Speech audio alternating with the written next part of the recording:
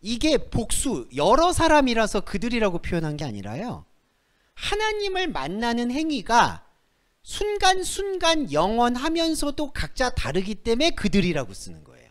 네, 이거 좀 이해를 우리가 잘 해 주셔야 되는데, 그러니까 이거는 내 안에 다른 나가 많다라는 뜻과도 조금 달라요.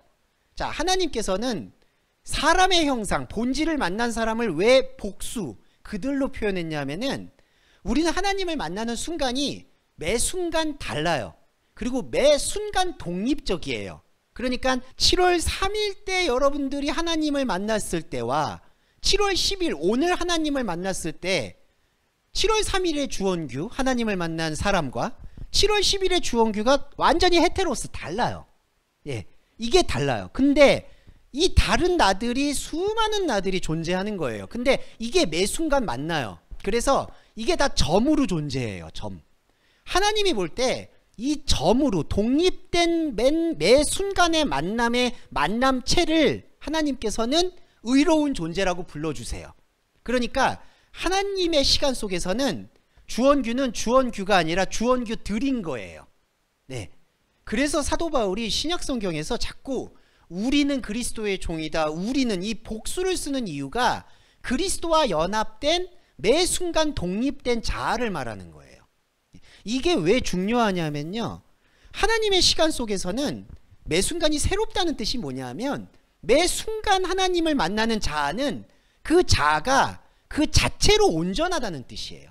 그러니까 인간의 시간 속에서는 과거의 주원규와 미래의 주원규의 규정이 찍혀있는 상태에서 현재의 주원규가 인정을 받거나 지속이 되는 거거든요.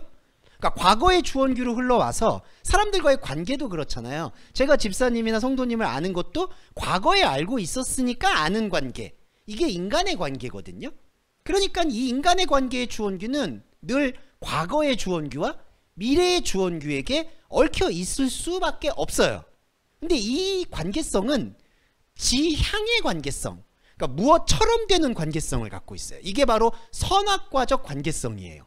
그러니까 과거에 내가 잘하면은 그 잘한 걸 가지고 더 뭔가를 일궈 나가려고 하는 게 크로노스적인 욕망이고, 반대로 과거에 내가 뭐 트라우마가 있고 안 좋은 게 있어, 그러면 과거를 씻고 미래로 나아가려고 하는 것도 크로노스적인 욕망인 거예요. 근데 아까 말씀드렸듯이 이 욕망이나 이 자기 반성이나 이런 것들은 나쁜 게 아니에요.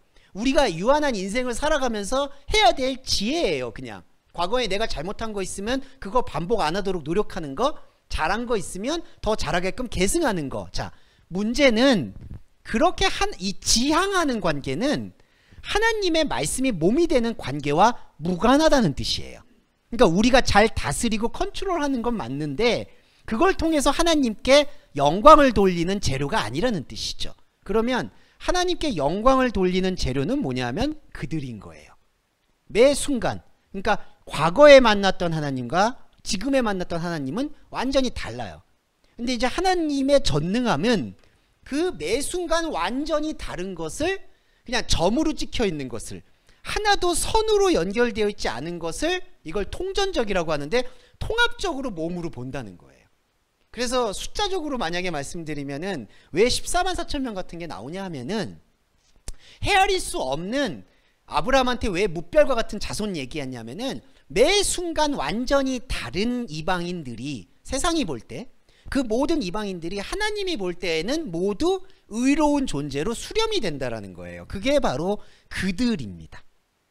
그래서 이제 이거를 제가 장황하게 말씀드리는 이유는 이게 오늘 14절까지 가는 주제이기 때문이에요. 그들.